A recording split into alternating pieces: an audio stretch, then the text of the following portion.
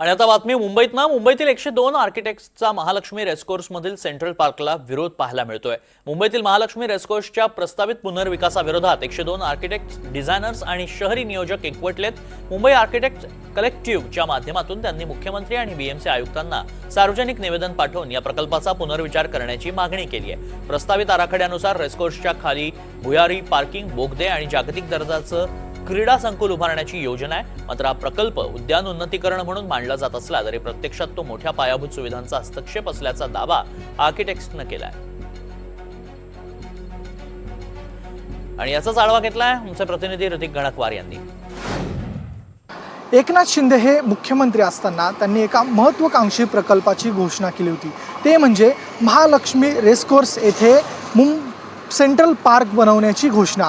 आपण बघतोय की त्या सेंट्रल पार्कचा प्रस्तावित जो प्रकल्प आहे तो आता कुठेतरी थोडे पावलं उचलायला लागलेला आहे। मात्र या प्रकल्पामुळे मोठ्या प्रमाणात हानी होणार असल्याची गोष्ट जी आहे ती या ठिकाणी नमूद करण्यात आलेली आहे। मुंबई आर्किटेक्ट्स कलेक्टिव्ह ही जी आर्किटेक्ट्स लोकांची जी एक प्रकारे असोसिएशन आहे, त्यांनी एक मुद्दा प्रकर्षाने मांडलेला आहे की या ज्या प्रकल्पामुळे मोठी हानी होऊ शकते, कारण की पाण्याचा निचरा या भागामध्ये मोठ्या प्रमाणात होतो। या भागात जर मोठ्या प्रमाणात जर काँक्रिटीकरण केलं तर पर्यावरणाची हानी होऊ शकते आणि जवळपास 102 आर्किटेक्ट्सनी मुख्यमंत्र्यांना पत्र लिहिलेलं आहे की हा प्रकल्प होऊ नये। या संदर्भात त्यांनी काहीतरी आक्षेप घेतला आहे। तो नेमका आक्षेप काय आहे आपण त्यांच्याकडून जाणून घेणार आहोत। अलान अब्राहम या संस्थेचे मेंबर आहेत, असोसिएशनचे मेंबर आहेत।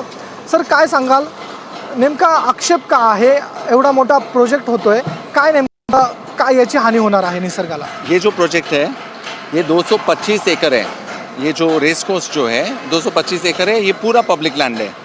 अभी 225 एकड़ को 125 बना रहे हैं। करीबन 100 एकड़ royal western India turf club RWITC को गिफ्ट में जैसा दे रहे हैं, वो एक तो प्राइवेटाइजेशन हो गया, ये गलत चीज़ है। ओपन जगह में हमारे पार्क्स, हमारे मैदान, हमारे जो भी गार्डन्स है पूरा मुंबई में उसके नीचे प्लीज़ मत बनाएगा। मेकिंग अ गार्डन को कंक्रीट बना के कोई फ़ायदा नहीं है, और ऊपर गार्डन कंक्रीट के ऊपर ऐसा एस्ट्रोटफ डाल के फॉल्स टफ, वो एस्ट्रोटफ भी कैंसरस है। वाई जब ये अच्छा जगह है उसको यूज़ करो ना।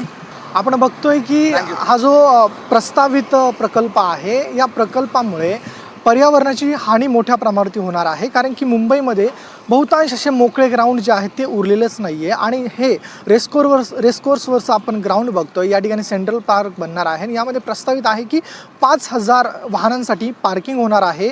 तसेच अंडर जे म्हणतो आपण जमिनीखाली सर्व जे स्पोर्ट्सचे ॲक्टिव्हिटी आहेत त्यांचे ग्राउंड्स बनणार आहे। त्यामुळे कुठेतरी पाण्याचा निचरा जो आहे तो या ठिकाणी होणार नाही आहे, त्यामुळे पर्यावरणाला हानी होते। तसेच मोठ्या प्रमाणात या ठिकाणी जर कन्स्ट्रक्शन चाललं तर आपण बघतो की मुंबईची जी स्थिती आहे पॉल्युशनची ती देखील दिवसेंदिवस वाईट होत चाललेली आहे।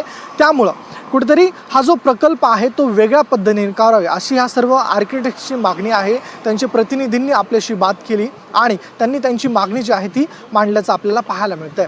कॅमेरा पर्सन जितेंद्र वाघमारेसह ऋतिक गणकवार, NDTV मराठी,